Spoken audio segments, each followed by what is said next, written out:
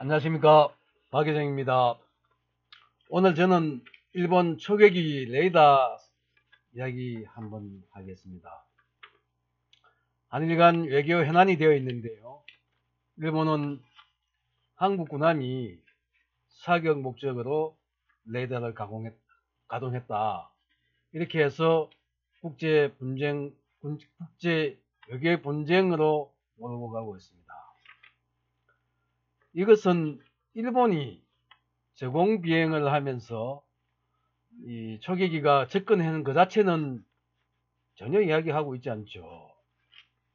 그렇게 해서 저는 이 사건을 보고 어떤 생각을 떠올렸냐면, 일본이 다시 대륙으로 나오기 위해서 1876년 강화도 조약을 강제 체결하게 했던 것처럼 대륙 교도부를 만들기 위해서 침략의 구실을 찾고 있다, 이렇게 지금 생각이 들었고요. 물론 가깝게는 한국 대법원이 일제시대 강점기 때 우리 수많은 동포들이 강제징용된 배상 판결을 내렸죠. 거기에 물타기 작전으로 나온 거 아니냐, 이렇게 단기적으로는 볼 수 있고요. 장기적으로는 이들은 항상 대륙으로 나오기 위한 구실을 찾고 있다는 것을 이번 초계기 사건으로도 알 수가 있습니다. 일본은 후쿠시마 핵폭발 때문에도 대륙으로 나오고 싶어 할 겁니다. 그래서 저는 가능하다면 우리가 한러 공생 국가 러시아의 슈린 박사인가, 그분이 부창한 거 있었죠. 필요하면 일본의 우리 제일동포들 러시아로 전부 다 모셔가고 싶습니다. 그래서 저는 일본이 침략의 구실을 찾고 있구나 하는 것을 느꼈고요. 그래서 우리가 할 일이 뭐냐, 일본은 늘상 미국을 업어서 대륙으로 나올 것이다 하는 것을 염두에 두고 있어야 되겠다. 일본은 어떻게 보면 가상 적국이 될 수도 있다는 것을 우리는 필히 준비해야 되겠다는 생각이 들었고요. 물론 우리는 경제적으로 일상적으로 교전을 해야 되겠죠. 그러나 일본이 늘상 평화헌법을 전쟁할 수 있는 나라로 지금 바꿨지 않습니까? 언제든지 전쟁할 수 있는 국가가 지금 되어 있다, 이렇게 봐야 합니다. 그래서 걱정되는 것은 우리가 100년 이상 전에 강화도 조약으로 일본한테 일방적으로 당했던 세월 정도의 국력은 아니지만, 한국에는 불행히도 토착 일본 세력이 너무나 많습니다. 이 토착 왜구라고도 표현하기도 하는데요, 이들이 열도로 돌아가지 않고 한국의 도적을 세탁해서 지금 3대 4대까지 내려오면서 대한민국에 많은 사람들이 주류가 되어 있습니다. 그렇게 해서 우리는 우리 안에서 우리가 통합을 이뤄내지 못하고 하루하루를 보내고 있습니다. 정말 국가다운 국가 만들지 못하는 이유 중에 하나가 그런 것이 아니냐 생각이 듭니다.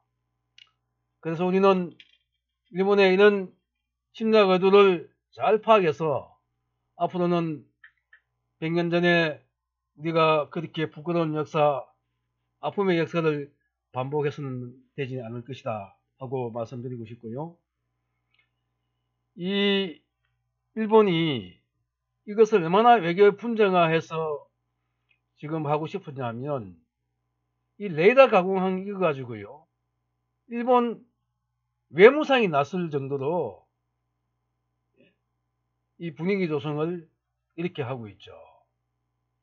일본의 아베 지지율이 떨어지니까 이런 레이더 사건 가지고도 이용해서 국내 정권을 유지하는 거 아니냐, 이런 생각도 들고요. 그리고 이것을 한일 외교 당국자 테이블에도 올려서 외교 분쟁화 하겠다고 나서고 있죠. 그래서 우리는 이런 것을 적극적으로 방어할 외교적인 그런 준비도 하고 또 내부적으로도 우리의 단계를 도모해야 된다.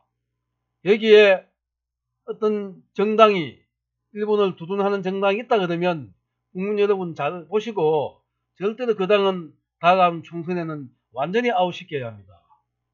지금 어느 당이 그렇게 아주 친일본적인 게 아니라 일본의 추종 세력이 되어 있는지는 다 아실 거 아닙니까? 그래서 저는 이번 사건을 빌미로 보고 국내에서 호응하는 세력들이 일본을 추종하는 세력들이 있다는 것을 보이면 그 세력들이 토착 일본인 세력이라는 것을 아셔야 될 것입니다. 우리는 경계해야 합니다.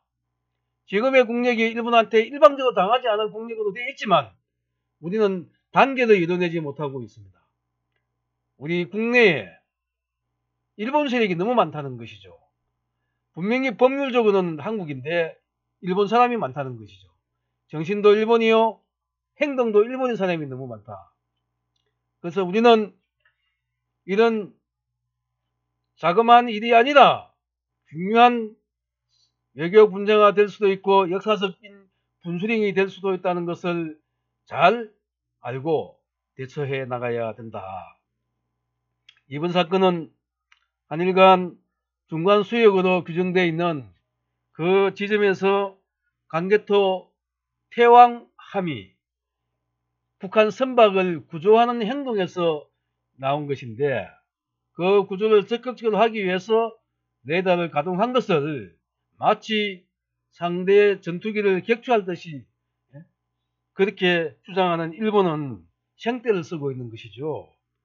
우리는 추적 레이더를 사용하지 않았다고 이야기해도 그들은 마치 일본을 침략했던 것처럼 이렇게 주장을 하고 있습니다. 우리는 이런 것도 국제사회에 적극적으로 대처해서 일본이 얼마 전 동영상을 공개했는데 일본 그들이 초계기가 저공으로 와서 근접으로 그거는 국제법상으로도 용납할 수 없는 거 아니겠습니까? 그거는 상대에 대한 굉장히 적대적인 행동을 해놓고도 마치 강화도 조약 때도 마찬가지인 것처럼 지금 생떼를 써서 외교 분쟁화를 하고 있는 것은 굉장히 유감스러운 일입니다. 저는 이렇게 말하고 싶습니다. 일본인들은 대부분이 사실은 조선반도나 대륙에서 건너간 사람들 아닙니까? 위에서 내려온 사람들이나 북방계나 남방에서 올라간 사람들도 있긴 하지만 그들의 주류는 엄연히 한반도에서 건너간 사람들입니다. 그야말로 기마민족이라고도 할 수 있고요. 그들은 우리의 역사를 우리는 모르고 있지만 그들은 알고 있습니다. 그렇게 해서 그들의 고향이 어디 있냐? 그들의 선조들의 고향은 대륙 한반도 아니겠습니까? 후쿠시마 핵폭발뿐만 아니라 그들의 조상으로 돌아가고 싶어하는 수구초심, 그거는 늘 의식 속에 잠재되어 있다고 봐야 할 것입니다. 그래서 우리는 앞으로도 일본이 도발할 때는 단호하게 하되 그들의 의식을 잘 파악해서 일본이 미국의 앞잡이가 돼서 제국주의 불장난을 다시 하는 일은 없도록 잘 대처해야 한다고 생각합니다. 오늘 제가 일본 레이더 외교 분쟁 때문에 한 말씀 드렸는데요. 우리의 주적이 북한이 아니고 일본이 될 수도 있다는 생각을 하게 되는 사건이라 생각합니다. 여러분 고맙습니다. 또 찾아뵙겠습니다. 감사합니다.